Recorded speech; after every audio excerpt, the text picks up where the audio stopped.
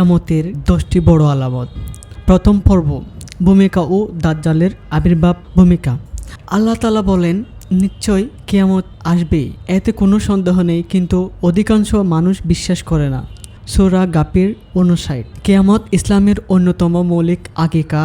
একজন মুসলমান বিশ্বাস করে যে একদিন এই পৃথিবীর সব কিছুর সমাপ্তি ঘটবে এবং মানুষ পুনরুদ্ধিত হয়ে আল্লাহর সামনে হিসাবের জন্য উপস্থিত হবে। কিয়ামতের সময় কখন সংঘটিত হবে তা একমাত্র আল্লাহ তাআলাই জানেন। তবে মহান আল্লাহ তাআলা তার রাসূল সাল্লাল্লাহু আলাইহি ওয়াসাল্লামের মাধ্যমে কিয়ামতের পূর্বে সংঘটিত হওয়ার বিভিন্ন আলামতের সংবাদ দিয়েছেন। আলামত দুই প্রকার। ছোট আলামত, যেগুলোর অনেকগুলো ইতিমধ্যে সংঘটিত হয়েছে এবং কিছু চলমান রয়েছে। বড় আলামত, অত্যন্ত ভয়াবহ ও অসাধারণ ঘটনাটি বলি, যেগুলি কিয়ামত খুব নিকটে চলে আসার ইঙ্গিত বহন করে।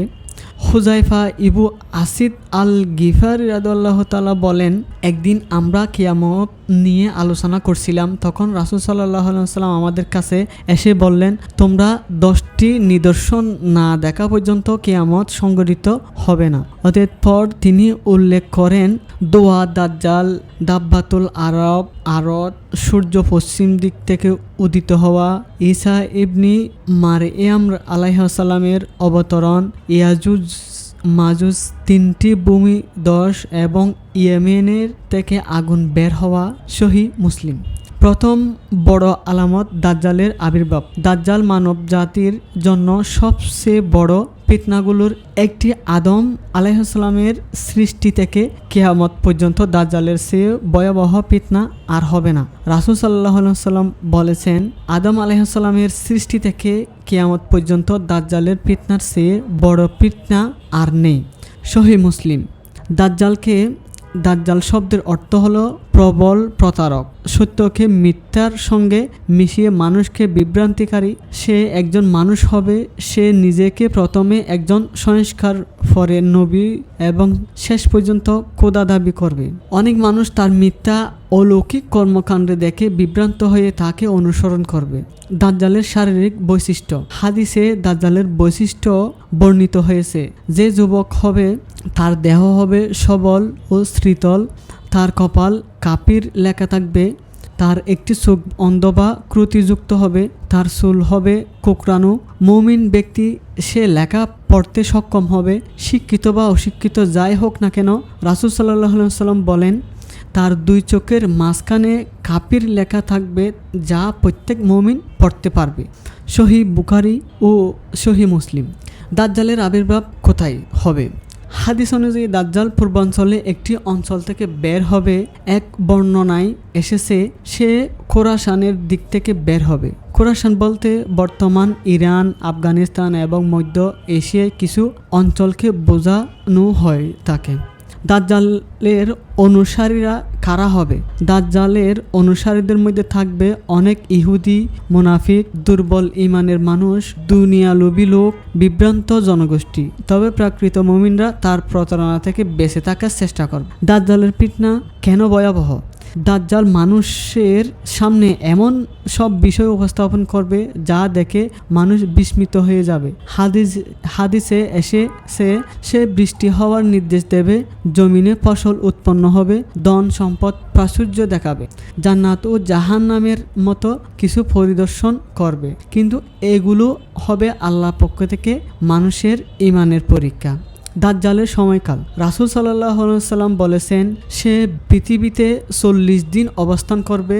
প্রথম দিন হবে 1 বছরের সমান, দ্বিতীয় দিন 1 মাসের সমান, তৃতীয় দিন 1 সপ্তাহের সমান এবং অবশিষ্ট দিনগুলো হবে তোমাদের সাধারণ দিনের মতো। সহিহ মুসলিম। সাহাবায়ে কেরাম জিজ্ঞেস করলেন, হে আল্লাহ রাসূল সাল্লাল্লাহু আলাইহি ওয়াসাল্লাম, যেদিন 1 বছরের সমান হবে সেদিন কি 1 দিনের সালাতই যথেষ্ট হবে? তিনি বললেন, না, তোমরা সময় নির্ধারিত করে সালাত আদায় করবে। দাজ্জালের ফিতনা থেকে বাঁচার উপায় রাসূল সাল্লাল্লাহু আলাইহি ওয়াসাল্লাম আমাদের কয়েকটি গুরুত্বপূর্ণ নির্দেশ দিয়েছেন। 1 নম্বর সূরা আল কাহফের প্রথম 10 আয়াত মুখস্থ করা। তিনি বলেন, যে ব্যক্তি সূরা কাহফের প্রথম 10 আয়াত মুখস্থ করবে সে দাজ্জালের ফিতনা থেকে নিরাপদ থাকবে। সহিহ মুসলিম। 2 নম্বর দাজ্জালের কাছ থেকে দূরে থাকা। তিনি বলেন যে দাজ্জালের আগমনের কথা শুনবে সে যেন তার কাছ থেকে দূরে থাকে, কারণ মানুষ নিজেকে মুমিন মনে করলেও তার বিভ্রান্তিতে পড়তে যেতে পারে। 3 নম্বর সালাতের দাজ্জালের ফিতনা থেকে আশ্রয় প্রার্থনা করা। রাসূল সাল্লাল্লাহু আলাইহি ওয়াসাল্লাম তাশাহুদের পর এই দোয়া পড়তে শিক্ষা দিয়েছেন, হে আল্লাহ, আমি জাহান্নামের আযাব থেকে, কবরের আযাব থেকে, জীবন ও মৃত্যুর ফিতনা থেকে এবং মাসিহ দাজ্জালের ফিতনা থেকে আপনার আশ্রয় প্রার্থনা করছি। শিক্ষণীয় বিষয়, দাজ্জালের ঘটনা আমাদের শিক্ষা দেয় ঈমানকে শক্তিশালী করতে হবে, কোরআনের সঙ্গে সম্পর্ক দৃঢ় করতে হবে, অলৌকিক বিষয় দেখে সত্য মিথ্যা যাচাই ছাড়া বিশ্বাস করা যাবে না, দুনিয়ার মোহে পড়ে আখিরাতকে ভুলে যাওয়া যাবে না, সর্বদা আল্লাহর নিকট হিদায়ত ও নিরাপত্তা প্রার্থনা করতে হবে। দ্বিতীয় বড় আলামত হযরত ঈসা আলাইহিস সালামের অবতরণ। কোরআনের দৃষ্টিতে ঈসা আলাইহিস সালাম আল্লাহ তাআলা বলেন, আর নিশ্চয় তিনি ঈসা কিয়ামতের জ্ঞান বহনকারী একটি নিদর্শন। সূরা আজ-জুকরুফ 61। এছাড়া আল্লাহ আরও বলেন, আর তারা তাকে ঈসা হত্যা করেনি এবং শুনলেও ছড়ায়নি, বরং তাদের কাছে তা সন্দেহজনক করে দেওয়া হয়েছে। সূরা আন-নিসা 157। এ দ্বারা বোঝা যায় হযরত ঈসা আলাইহিস সালামকে আল্লাহর আসমানে তুলে নিয়েছেন এবং তিনি এখনও জীবিত অবস্থায় আছেন। সহিহ হাদিসে ঈসা আলাইহিস সালামের অবতরণ। রাসূল সাল্লাল্লাহু আলাইহি ওয়াসাল্লাম বলেছেন, আমার প্রাণ যার হাতে তার কসম, আমি অচিরেই তোমাদের মধ্যে ঈসা ইবনে মারইয়াম আলাইহিস সালাম ন্যায় বিচার শাসক হিসেবে অবতরণ করবেন। সহিহ বুখারী ও সহিহ মুসলিম। তিনি কোথায় অবতরণ করবেন? হাদিস অনুযায়ী হযরত ঈসা আলাইহিস সালাম আকাশ থেকে অবতরণ করবেন দামেস্ক শহরের পূর্ব দিকে সাদা মিনারের কাছে ফজরের সময়। তার শরীর থেকে তখন হালকা হলুদ রঙের কাপড় থাকবে এবং তার মাথা নিচু থাকবে, যেন তিনি আল্লাহর প্রতি বিনয়ী প্রকাশ করছেন। তার দায়িত্ব কি হবে? হযরত ঈসা আলাইহিস সালাম পৃথিবীতে আসবেন একজন নবী হিসেবে নয়, বরং ন্যায় বিচার প্রতিষ্ঠা করতে, ইসলামকে পুনরুজ্জীবিত করতে, দাজ্জালকে হত্যা করতে। তিনি কোনো নতুন শরীয়ত আনবেন না, বরং কোরআন ও মুহাম্মদ সাল্লাল্লাহু আলাইহি ওয়াসাল্লামের শরীয়ত অনুযায়ী শাসন করবেন। দাজ্জালের হত্যা করা। সহিহ হাদিসে এসেছে, ঈসা আলাইহিস সালাম দাজ্জালকে লুদ্দ নামক স্থানে হত্যা করবেন। দাজ্জাল ঈসা আলাইহিস সালামকে দেখে গলে যাবে, যেমন লবণ পানিতে গলে যায়। এরপর তিনি বর্ষা দিয়ে তাকে শেষ করবেন। ঈসা আলাইহিস সালামের যুগে শান্তি। তার যুগে পৃথিবীতে হবে সম্পূর্ণ শান্তি, ন্যায় বিচার, সম্পদের প্রাচুর্য, শত্রুতার অবসান। এমনকি হাদিসে এসেছে, মানুষ যাকাত গ্রহণ করবে না, কারণ দরিদ্র থাকবে না, হিংস্র প্রাণীও শান্ত হয়ে যাবে। তার মৃত্যু। একটি দীর্ঘ শান্তির যুগ শেষের হযরত ঈসা আলাইহিস সালামের স্বাভাবিক মৃত্যু হবে এবং মুসলমানরা তার জানাজা আদায় করবে। তৃতীয় বড় আলামত ইয়াজুজ ও মাজুজের আবির্ভাব। ইয়াজুজ ও মাজুজ কারা? ইয়াজুজ ও মাজুজ হলো অত্যন্ত সংখ্যাবহুল এক মানব গোষ্ঠী, যারা পৃথিবীতে বিশৃঙ্খলা ও ধ্বংস সৃষ্টি করবে। আল্লাহ তাদেরকে এক প্রাচীর পেছনে বন্দী করে রেখেছেন। কোরআনের বর্ণনা। আল্লাহ তাআলা বলেন, যখন ইয়াজুজ ও মাজুজ মুক্তি পাবে এবং তারা প্রতিটি উঁচু স্থান থেকে দ্রুত ছড়িয়ে পড়বে। সূরা আল আম্বিয়া 96। আরও বলেন, যখন আমার প্রতি শত্রুতি এসে পড়বে তখন আমি সেই প্রাচীরকে ধ্বংস করে দেব। সূরা আল কাহফ 98।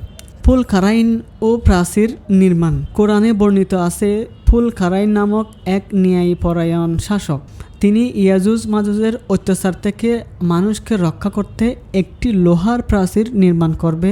আল্লাহর ইচ্ছায় সেই প্রাচীর এখনও তাদের আটকে রেখেছে। তাদের অবশিষ্ট হাদিস ও তাফসীর অনুযায়ী তারা অত্যন্ত সংখ্যায় বিশাল, তাদের ভাষা ও স্বভাব অদ্ভুত। তারা পৃথিবীতে নেমে ধ্বংস সৃষ্টি করবে। তারা পানির উৎস পর্যন্ত শুষে ফেলবে।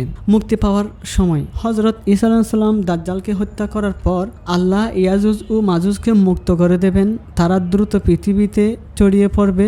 তাদের ধ্বংসসঙ্গ তারা করবে। কৃষি জমি ধ্বংস, পানির উৎস শেষ করে দেওয়া, মানুষ হত্যা ও লুটপাট। মানুষ তাদের ভয় থেকে পাহাড়ে আশ্রয় নেবে। তাদের ধ্বংস কিভাবে হবে? হাদিসে এসেছে, তারা পৃথিবী ব্যাপক বিশৃঙ্খলা সৃষ্টি করার পর আল্লাহ তাদের বিরুদ্ধে এক বিশেষ কীট বা রোগ পাঠাবেন। ফলে তারা সবাই একসাথে ধ্বংস হয়ে যাবে। তাদের মৃত্যু এত বেশি হবে যে পৃথিবীতে দুর্গন্ধ ছড়িয়ে পড়বে। মানুষ দীর্ঘ সময় তাদের লাশ সরাতে পারবে না। শিক্ষণীয় বিষয়, এই দুটি বড় আলামতের আমাদের শেখায় আল্লাহর ক্ষমতা সীমাহীন, দুনিয়ার ক্ষমতা চিরস্থায়ী নয়, ন্যায় বিচার শেষ পর্যন্ত বিজয়ী হয়, অন্যায়কারীদের জন্য প্রচুর চূড়ান্ত শাস্তি রয়েছে, ঈমান ও ধৈর্যের প্রাকৃতি মুক্তির পথ। চতুর্থ অধ্যায় আলামত। দোয়া আত দোকান। কোরআনের বর্ণনা। আল্লাহ তাআলা বলেন, তুমি অপেক্ষা করে সেই দিনের যেদিন আকাশ প্রকাশ করবে স্পষ্ট দোয়া। সূরা আদ দোহান 10। দোয়া কি হবে? তাফসীর ও হাদিস অনুযায়ী এটি হবে এক ভয়াবহ আকাশীয় দোয়া যা পুরো পৃথিবী আচ্ছন্ন করে ফেলবে। মানুষের দম বন্ধ হয়ে যাওয়ার মতো অবস্থা হবে মানুষের অবস্থা। এই দোয়াই সময় মানুষ হবে দুই দলে বিভক্ত। মুমিনরা সামান্য কষ্ট অনুভব করবে কিন্তু ধৈর্য রাখবে। 2 কাফির ও অবিশ্বাসীরা ভয়াবহ কষ্ট পতিত হবে। তারা চিৎকার করে দোয়া করবে কিন্তু তখন তার তওবা গ্রহণ করা হবে না। দোয়ার উদ্দেশ্য, এই দোয়া হবে আল্লাহর পক্ষ থেকে এক কঠিন সতর্কবার্তা, মানুষের গাফলতি দূর করার একটি পরীক্ষা, কিয়ামতের নিকটবর্তী হওয়া স্পষ্ট নিদর্শন। পঞ্চম বড় আলামত দাব্বাতুল আরাদ। কোরআনের বর্ণনা। আল্লাহ তাআলা বলেন, আর যখন তাদের ওপর শাস্তির কথা পূর্ণ হবে তখন আমি তাদের জন্য এক প্রাণী বের করব যা তাদের সঙ্গে কথা বলবে। সূরা আন-নামল 82। দাব্বাতুল আরদ কি? এটি হবে ভূমি থেকে বের হওয়া এক অদ্ভুত প্রাণী, আল্লাহর বিশেষ সৃষ্টি যা মানুষের সঙ্গে কথা বলবে। তার কাজ কি হবে?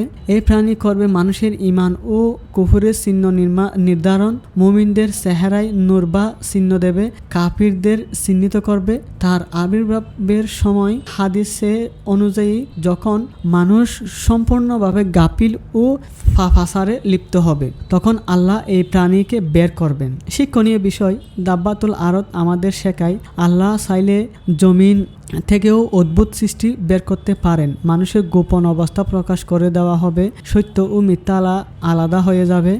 ষষ্ঠ বড় আলামত, সূর্য পশ্চিম দিক থেকে উদিত হওয়া। সহিহ হাদিসের বর্ণনা। রাসূল সাল্লাল্লাহু আলাইহি ওয়াসাল্লাম বলেছেন, কিয়ামত সংঘটিত হবে না যতক্ষণ না সূর্য নিশ্চিত দিন থেকে পশ্চিম দিক থেকে উদিত হয়ে। সহিহ বুখারী, সহিহ ও মুসলিম। এটি কিভাবে হবে? এটি হবে পৃথিবীর স্বাভাবিক নিয়মের সম্পূর্ণ বিপরীত ঘটনা। সূর্য পূর্বের পরিবর্তে পশ্চিম দিক থেকে উঠবে। এর পরপর আর তাওবার দরজা বন্ধ হয়ে যাবে। তাওবা বন্ধ হয়ে যাওয়া। রাসূল সাল্লাল্লাহু আলাইহি ওয়াসাল্লাম বলেছেন, যখন সূর্য পশ্চিম দিক থেকে উদিত হবে তখন আর কারো তাওবা গ্রহণ করা হবে না। এর মানে ঈমান আনার সময় শেষ হয়ে যাবে।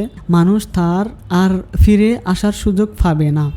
মানুষের প্রক্রিয়া, এই ঘটনাটা দেখে সবাই ভয় পেয়ে যাবে কিন্তু তখন আর কোনো উপহার হবে না, কারণ এটি হবে আল্লাহর চূড়ান্ত নিদর্শন।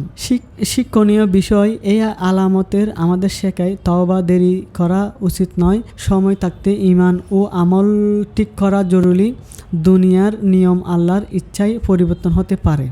সর্বশেষ উপসংহার: দাজ্জালের আবির্ভাব কিয়ামতের সবচেয়ে ভয়াবহ বড় আলামতগুলোর একটি। তার ফিতনা এতই কঠিন হবে যেন নবীগণ তাদের উম্মতকে এই বিষয়ে সতর্ক করেছেন। তাই একজন মুসলমানদের উচিত কোরআনের সুন্নাহর জ্ঞান অর্জন করা, ঈমানকে দৃঢ় রাখা এবং আল্লাহর কাছে সর্বদা নিরাপত্তা কামনা করা। পরবর্তী পর্বে আলোচনা করা হবে কিয়ামতের দ্বিতীয় ও তৃতীয় বড় আলামতের হযরত ঈসা আলাইহিস সালামের আসমান থেকে অবতরণ এবং ইয়াজুজ মাজুজের আবির্ভাব। ধন্যবাদ আমার চ্যানেলে শোনার জন্য, আমার ভিডিও দেখার জন্য।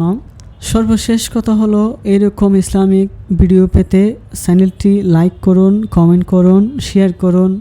সর্বশেষ চ্যানেলটি সাবস্ক্রাইব করে বেল বাটনটি বাজিয়ে দেন। ধন্যবাদ। আসসালামু আলাইকুম।